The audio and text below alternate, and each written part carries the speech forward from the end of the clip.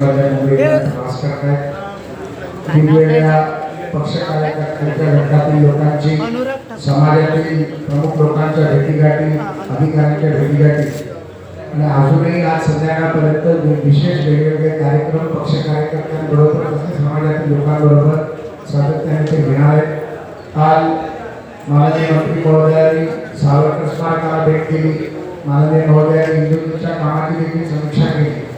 परमपूज्य डॉक्टर बाबासाहेब आंबेडकरांच्या समाधी स्थळाला दर्शन घेतलं, सिद्धिविनायकाचं दर्शन घेतलं. व्यापारी घटक असतील, समाजातील वेगळ्या संस्था असतील, स्पोर्ट्स अकॅडमीचे लोक असतील, जिमखान असतील, व्यवसाय असतील, या सर्वांच्या भेटीगाठी घेऊन आता देखील कार्यकर्त्यांची बैठक घेतली आणि पुढे देखील बैठका घेणार आहेत.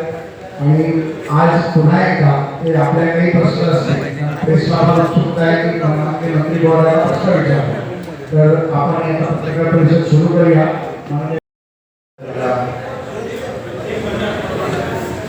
और दक्षिण मध्य लोकसभा क्षेत्र से मुंबई में इसमें पिछले कल शाम को अधिकारियों के साथ बैठक भी हुई और जो कल पिछले दिन लाभार्थियों से या समाज के अन्य लोगों से मिलना हुआ उसको लेकर हमने अधिकारियों के सामने बात भी रखी.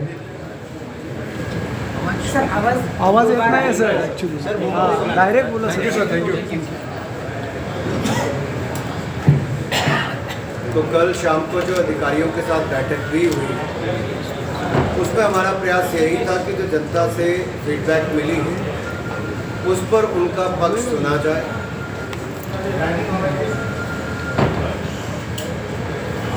मुझे कहते हुए थोड़ी चिंता इस बात की हो रही है कि देश में सबसे ज़्यादा टैक्स कलेक्शन की बात करें या बजट की बात भी करें तो बीएमसी में होता है. लेकिन आज भी हजारों परिवार यहाँ पर ऐसे हैं जिनके पास शौचालय की सुविधा नहीं. एक मूलभूत सुविधा. और ये बात भी कहाँ से शुरू हुई, पिछले कल जब लाभार्थियों में एक मुस्लिम बहन ने आकर कहा कि जब उसने शौचालय की मांग रखी तो हमारी महिला मोर्चा के अध्यक्ष जो हैं उन्होंने जब बीएमसी के अधिकारियों से शौचालय देने के लिए उसको पत्रक भरने के लिए कहा तब 40 और महिलाओं ने भी इच्छा प्रकट की और बाकियों को भी शौचालय मिले. लेकिन 17,000 से ज़्यादा शायद अभी भी ऐसी रिक्वायरमेंट और है जो कम्युनिटी टॉयलेट्स की केवल जहाँ लाखों लोगों को उसकी सुविधा मिले. तो इतने भरे शहर में अगर शौचालय की सुविधा ना हो तो आप कल्पना कर सकते हैं महिलाओं के ऊपर, बुजुर्गों के ऊपर, बच्चों के ऊपर, आम जनमानस के ऊपर क्या बीतती है. अगले 2 साल का लक्ष्य बीएमसी ने रखा था. मैंने आग्रह अधिकारियों को किया तो उन्होंने उसको स्वीकार किया है कि अगले 1 साल के अंदर, ताकि वो अगले 1 साल के अंदर 15 अगस्त 2023 तक जो शौचालय अगले 2 साल में बनने थे उसको 1 साल में बनाकर देंगे. दूसरा, खेलों की व्यवस्था पर मैंने पूछा कि क्या सुविधाएं हैं, क्या पॉलिसी है. तो शायद बीएमसी की कोई पॉलिसी खेलों को लेकर है ही नहीं. अब जिस शहर में करोड़ों लोग रहते हो और युवाओं के लिए खेलों की सुविधा ना हो, ये अपने आप में चिंता का विषय.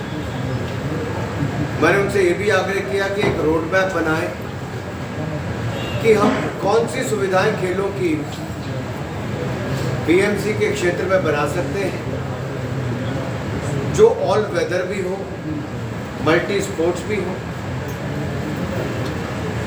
जब ये एक रिपोर्ट वो तैयार कर लेंगे तो उसके बाद हम उसके ऊपर कार्रवाई भी करना शुरू करें. कल मुझे खेल मैदान में जाने का अवसर मिला. मैं किसी मीटिंग में जा रहा था, उसके साथ लगता ही मैदान था. तो बाकी मैदान तो कीचड़ से और पानी से भरा हुआ. उस मैदान के छोटे से हिस्से में एक बास्केटबॉल का कोर्ट है जिसके ऊपर लोग क्रिकेट खेल रहे हैं.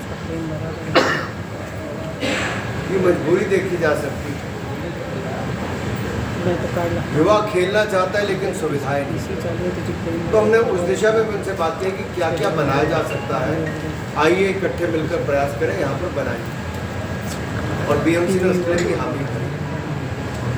तीसरा, सड़कों में खड्डे, पॉट होल्स भरने का जो बात आती है कि हर वर्ष वही खड्डे भरे जाते हैं और वैसे काम, तो इसके लिए लॉन्ग रन में क्या अच्छा हो सकता है ताकि सड़कें बार बार टूटे भी ना, उनका रखरखाव भी बेहतर हो, ब्यूटिफिकेशन सिटी की और बेहतर कैसे हो।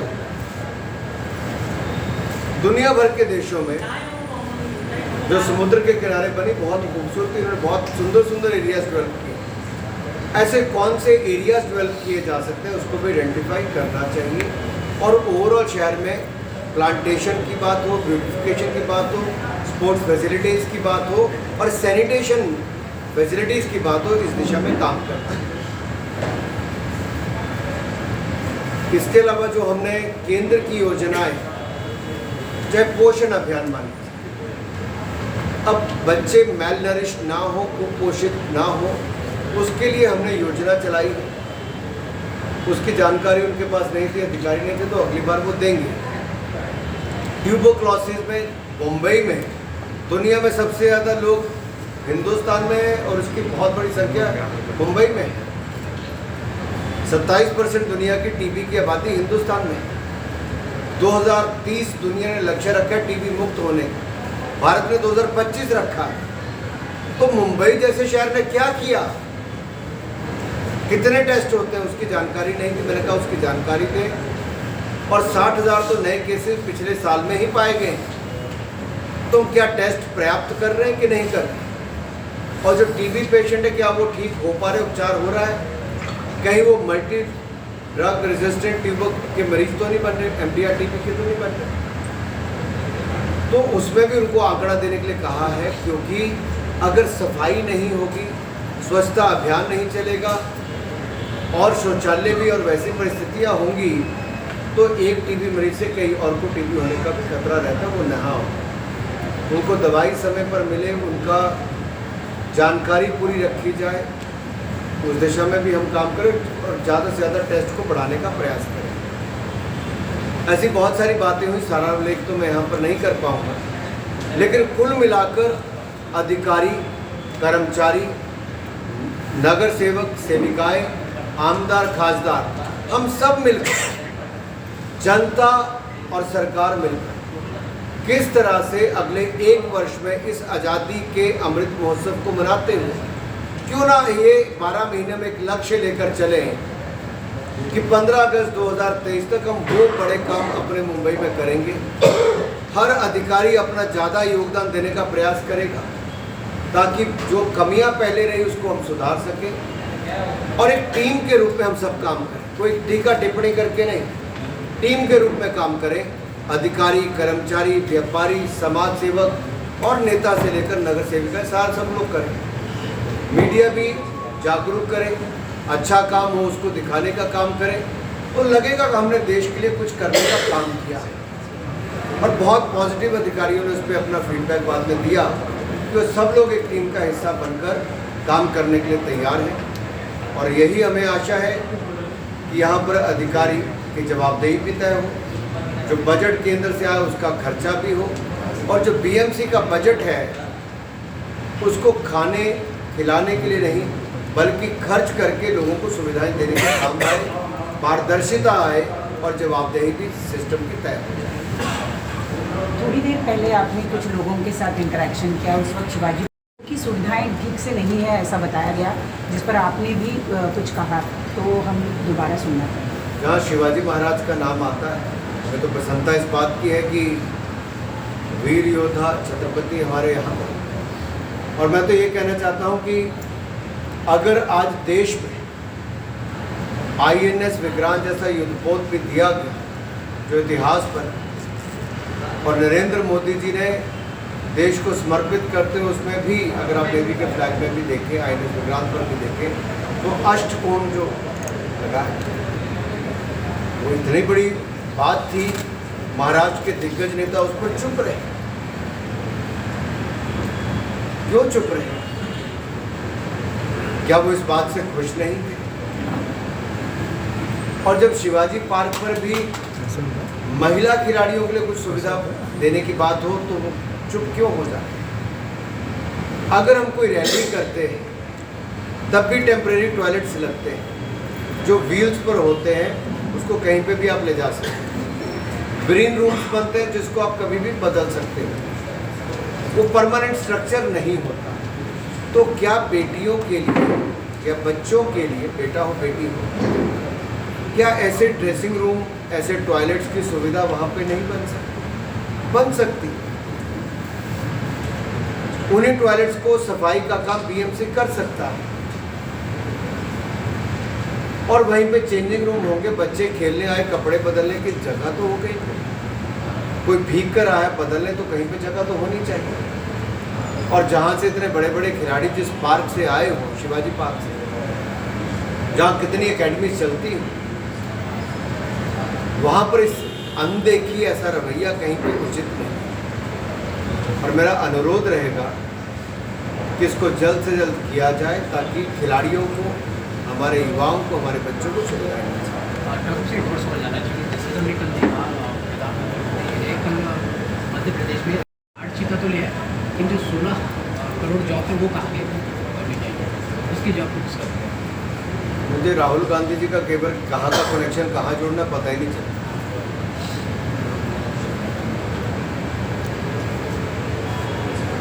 और देश में लगातार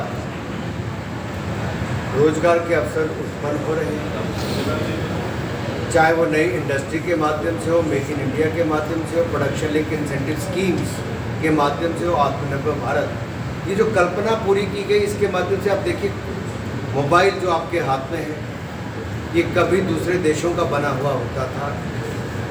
दुनिया का सेकंड लार्जेस्ट इंपोर्टर भारत था, आज दुनिया का second largest manufacturer mobile phones का भारत बना। ये कभी राहुल जी की पार्टी ने और इनकी सरकार ने किया होता तो भारत को इंपोर्ट ना कर। और इसी तरह से जो सबसे ज़्यादा हथियार इंपोर्ट करने वाला देश भारत है, 300 से ज़्यादा प्रोडक्ट्स को हमने बैन किया है जो भारत में इंपोर्ट नहीं होंगे। भारत में हथियारों की मैन्युफैक्चरिंग होगी, चाहे लड़ाकू विमान से लेके बुलेट प्रूफ जैकेट से लेके AK-47 से लेके मिसाइल और टैंक तक भारत में बन रहे हैं। और हम अब एक्सपोर्ट करने की दिशा में आगे बढ़े।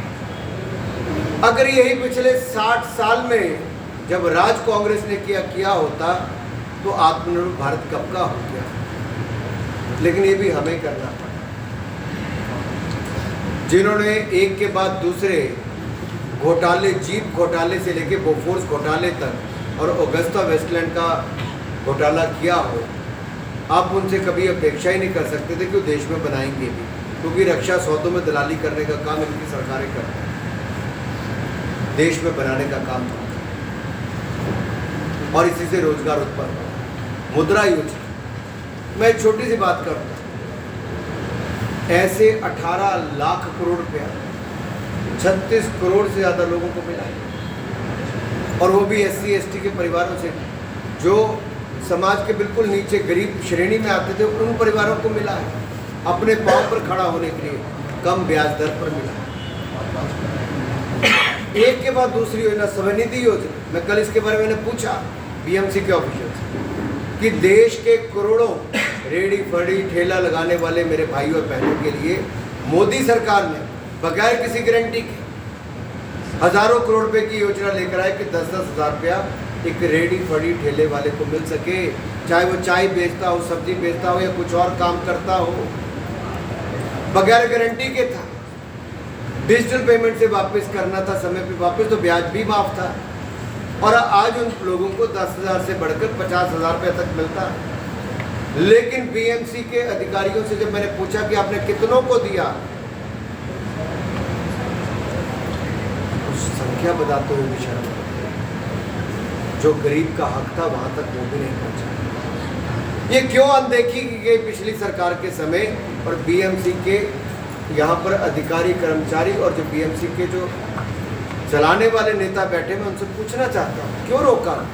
ये तो गरीब का हक था, मोदी सरकार ने दिया लेकिन गरीब के लिए दिया था, रोका क्यों? अब उनसे अनुरोध किया कि अगले 2 महीनों में ज़्यादा से ज़्यादा ऐसे रेडी फड़ी वालों को, ठेले वालों को, गरीब जो दुकान चलाते हैं उनको ये मौका मिल सके। मुझे आशा है कि उस दिशा में वो काम करेंगे और हमारे भाई बहनों को लाभ मिलेगा। सर एक और सवाल जानना चाहिए, जिस तरह दिख रहा है 11वां दिन है भारत जोड़ो यात्रा कांग्रेस की, लगातार से सफलता मिलेगी जिस तरह से लगातार 11 दिन से राहुल गांधी चले जा रहे हैं। आपके सामने ही है यात्रा का हाल है कि बेहाल है।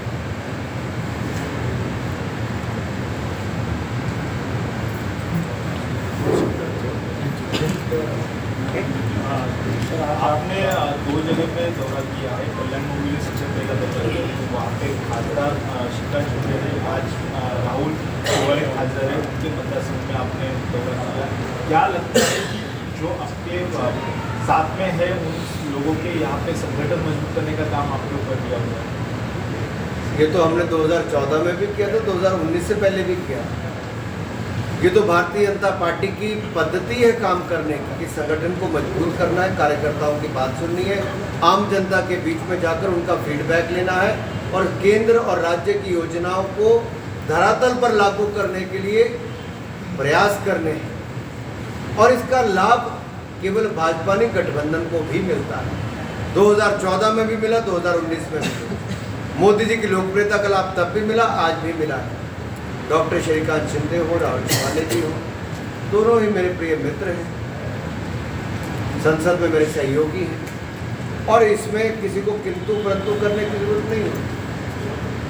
और उन्होंने तो मेरा स्वागत किया है कि मैं आया। चिंता तो मीडिया के मित्रों को लगती है। मिशन 45 जो आप लेके चल रहे हो, तो इसमें शिंदे ग्रुप भी जुड़ा रहेगा या फिर ये भाजपा का